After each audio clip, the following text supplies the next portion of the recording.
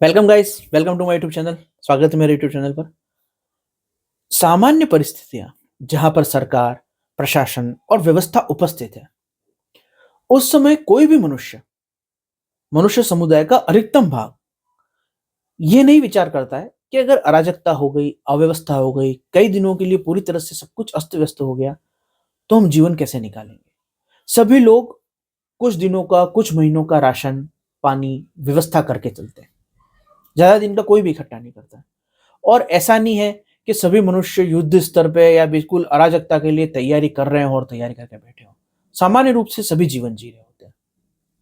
परंतु अगर हम गहराई से विचार करें, अगर हम हमारे देश के और विश्व के अन्य राष्ट्रों के भी परिस्थितियों को देखें, तो निरंतर 10 साल भी ऐसे नहीं निकलते हैं जब बिना विपत्ति या बिना आपदा के दुनिया में और हमारे आसपास जीवन सुचारू रूप से चला हो। अर्थात सामान्य परिस्थितियों में कभी भी कोई भी मनुष्य ये नहीं सोचता है कि बहुत बड़ी विपत्ति कोई आने वाली है और हमें कई महीनों तक बिना किसी सहारे, बिना किसी प्रशासन, पुलिस, सेना और ये जो सुविधाएं हैं, ये जो लाइट है, पानी है, संचार की सुविधाएं हैं, ये भोजन, दवाएं सब जो मिल रही हैं, इन सब के बिना हमको रहना है। इस पे कोई विचार नहीं करता, क्योंकि क्योंकि मनुष्य की कई पीढ़ियों में ऐसा समय कभी कभार आता है।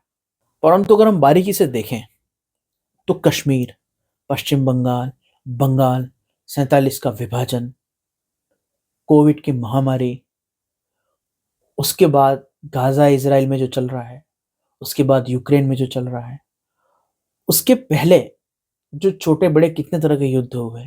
एक शीत युद्ध का समय था, भारत पाकिस्तान की 71 की युद्ध, 65 का युद्ध। अगर आप केवल सूची बनाना शुरू करें, पहलगाम हमला, कश्मीर के अंदर आतंकवाद की घटनाएं जब हुई थी 1990 के दशक में, अक्षरधाम पे हमला, संसद पे हमला, मुंबई में बम ब्लास्ट, दिल्ली में ब्लास्ट। आप केवल 10 साल के हर महीने के अंदर होने वाली घटनाओं की जांच शुरू करें।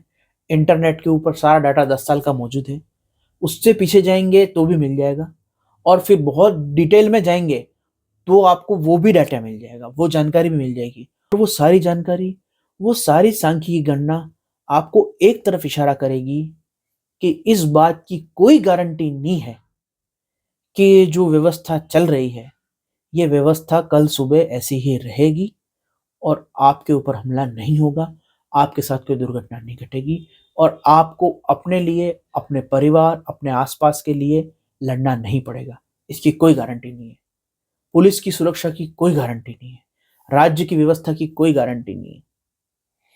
कभी भी ऐसी कोई घटना हो सकती है जहां राज्य, प्रशासन और व्यवस्था फेल हो जाएगी और आपकी पूरी जिम्मेदारी आपके ही पास होगी। सुरक्षा की, जीने की, हर चीज की, पानी, खाना से लेके खुद को बचाने तक की जिम्मेदारी केवल आपके ऊपर होगी। और ऐसा कभी भी हो सकता है। अभी सीधी दृष्टि से ये कभी नजर नहीं आएगा। अगर कोई आपको सीधे ये बात कहे कि कल ऐसा हो सकता है, कुछ भी हो सकता है, तो आप नहीं मानोगे, अरे क्या पागल जैसी बात कर रहा है, आप उसको मानसिक रोगी कह दोगे। परंतु आप जब घटनाओं को देखना शुरू करोगे, हर महीने दर महीने, हर कुछ महीनों में कहीं ना कहीं की इंसिडेंट आपको मिलेगी।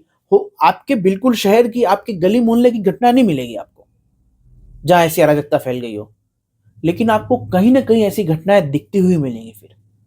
और आप जब आपकी सूची बनाओगे, उन घटनाओं का विश्लेषण करोगे, तो आपको ये स्पष्ट हो जाएगा कि इस बात की कोई गारंटी नहीं है कि ये जो व्यवस्था जिसके भरोसे हम बैठे हैं, ये व्यवस्था हमें बचा ही लेगी। जब भी कहीं अपराध होता है, चोरी होती है, डाका होता है, लूट होती है, मारपीट होती है, हत्या होती है, तो पुलिस को वहां पहुंचने में, अगर पुलिस को जानकारी दे भी जाए, तो वहां पहुंचने में कितनी देर हो जाती है। एक्सीडेंट की बात मान लो, व्यवस्था को आप तक पहुंचने में समय लगता है और उतनी देर में दुर्घटना हो जाती है। इसको हम दंगे कहते हैं, इसको हम आतंकवाद कहते हैं, इसको हम दुर्घटना कहते हैं, इसको हम आपदा कहते हैं। और ये निरंतर होने वाला क्रम है। आपके परिवार के साथ आपकी कई पीढ़ियों से ऐसा कुछ नहीं हो रहा है, इसलिए आपको लगता है कि आगे भी नहीं होगा। जो कश्मीर में पहलगाम में घूमने गए थे, उनको मालूम था उनके साथ ऐसा होगा। जो हिंदू बंगाल में रह रहे थे, उनको मालूम था उनके साथ ऐसा होगा। 1947 के विभाजन से पहले पाकिस्तान में रहने वाले लोगों को मालूम था कि उनके साथ ऐसा होगा। दिल्ली के अंदर दंगे हुए, वहां लोगों को पता था उनके साथ ऐसा होगा। ब्लास्ट हुए, उनको पता था। अक्षरधाम मंदिर में घटना हुई, क्या उनको पता था? ऑस्ट्रेलिया के बीच के ऊपर हमला हो गया, गोलियां चल गई, क्या उनको पता था उनको मारने के लिए कोई दो व्यक्ति आने वाले हैं? किसी भी राष्ट्र में, किसी व्यवस्था में, किसी जगह में जब ऐसी घटनाएं घटती हैं तो उनका कभी कोई कारण, कोई समय निश्चित नहीं होता है, वो अचानक से होते हैं। पुलिस है, प्रशासन है, व्यवस्था है, परंतु इस चीज की कोई गारंटी नहीं है कि वो आपके लिए उपयोगी सिद्ध होगा ही और वो आपकी सुरक्षा के लिए उपस्थित होगा ही। इसीलिए अपनी सुरक्षा की व्यवस्था स्वयं करना, अपनी सुरक्षा के लिए तैयारी स्वयं करना बहुत आवश्यक है। और इसीलिए नागरिकों का सशक्त और सशस्त्र होना बहुत आवश्यक है। और यही वो बेसिक बात है जिसको अमेरिका, कनाडा, स्विट्जरलैंड और भी अस्त्र कानून में ढील देने वाले राष्ट्र अनुभव कर चुके हैं। इसलिए उन्होंने अपने यहाँ पर अस्त्र शस्त्र के कानून को बिल्कुल ईजी कर रखा है, क्योंकि वो इस अनुभव से गुजर चुके हैं। ऐसा नहीं है कि भारत का प्रशासन, भारत की सेना, भारत की व्यवस्था और संविधान ने इसको अनुभव नहीं किया है। उन्होंने कश्मीर में अनुभव किया है, उन्होंने छत्तीसगढ़ नक्सलवाद में अनुभव किया है, उन्होंने मणिपुर, त्रिपुरा में अनुभव किया है कि जनता जब निहत्थे होती है तो विदेशी शक्तियां और अलगाववादी शक्तियां एकदम से नरसंहार कर देती हैं। इस चीज को भारत की गुप्तचर विभाग, सेना, पुलिस, प्रशासन और व्यवस्था के अंदर बैठे हुए सभी लोग जानते हैं, लेकिन वो इसका कोई उपाय नहीं करना चाहते। वो कहते हैं कि कुछ देर लगेगी, उतनी देर में जो लोग मरेंगे वो मर जाएंगे और फिर हम उस चीज को संभाल लेंगे। कश्मीर में हुआ, जो लोग मरने थे मरे, जिन लोगों का पलायन होना था उनका पलायन हो गया। फिर पुलिस और सेना ने मोर्चा संभाल लिया, व्यवस्था सामान्य हो गई। मणिपुर, त्रिपुरा, असम में ये हुआ, पश्चिम बंगाल में ये हो रहा है, केरल में ये हो रहा है। तो कहने का मतलब, पुलिस, सेना, प्रशासन, हमारी सिक्योरिटी एजेंसियां, हमारी इंटेलिजेंस एजेंसियां सब जानती हैं। उनको नियम बताने वाले, उनको आदेश देने वाले भी ये बात जानते हैं कि ऐसा होगा। अलगाववादी शक्तियां एक्टिव हैं, विदेशी तत्व एक्टिव हैं और वो एकदम से कुछ भी करके, कभी दंगे के नाम पे, कभी विरोध के नाम पे, कभी आंदोलन के नाम पे, कभी धरना प्रदर्शन के नाम पे अचानक से कुछ करेंगे और काफी मकान जलाए जाएंगे, दुकान जलाई जाएगी, गाड़ियां जलाई जाएंगी, लोगों को मारा जाएगा, कुछ 100 कुछ हजार लोग मरेंगे और फिर पुलिस और अर्धसैनिक बल आके उस जगह को ठीक कर देंगे। और ये देश में निरंतर होता रहता है, ये देश में निरंतर हो रहा है। आप 1947 से आज तक की प्रत्येक महीने की घटना देखो, हर महीने में आपको कहीं ना कहीं 2-3 घटनाएं मिल जाएंगी और इतने साल का औसत निकालोगे तो प्रति माह 10 घटनाएं आपको मिलेंगी। इतने सभी वर्षों का आप जब औसत निकालोगे तो आपको प्रति माह 10 से 15 घटनाएं मिल जाएंगी, यानी 50%, हर महीने में 50% ऐसा मिलेगा कि बेगुनाह लोगों को कहीं ना कहीं किसी ने मार दिया। सामूहिक रूप से मार दिया, मतलब चोरी डकैती वाला मार देना, लूट वाला मार देना, वो नहीं, वो फिर बहुत ज्यादा संख्या हो जाएगी। लेकिन आप सामूहिक रूप से कोई ग्रुप बना के, कोई समूह बना के जो हत्याएं होती है, जिसको हम आतंकवाद, अलगाववाद, नक्सलवाद आदि नामों से जानते हैं, उनकी बात कर रहा हूं। हर महीने में 50% तक का ये डेटा निकलेगा। आप खुद बैठो इंटरनेट के ऊपर, टाइप करो, सर्च करो, कॉपी पेन लेके बैठो, हिसाब लगाओ, औसत निकालो, एवरेज निकालो, क्लियर दिख जाएगा आपको। कहीं जाने की जरूरत नहीं है, थोड़ा परिश्रम करने की जरूरत है।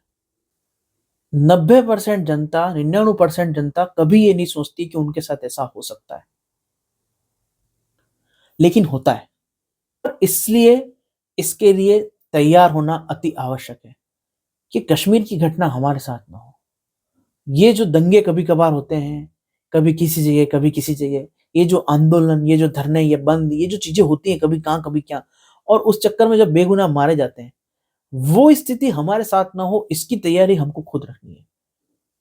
पुलिस आएगी, वो आपकी रक्षा के लिए है, प्रशासन आएगा वो आपकी रक्षा के लिए है, लेकिन उनको आप तक पहुँचने में देर लगती है।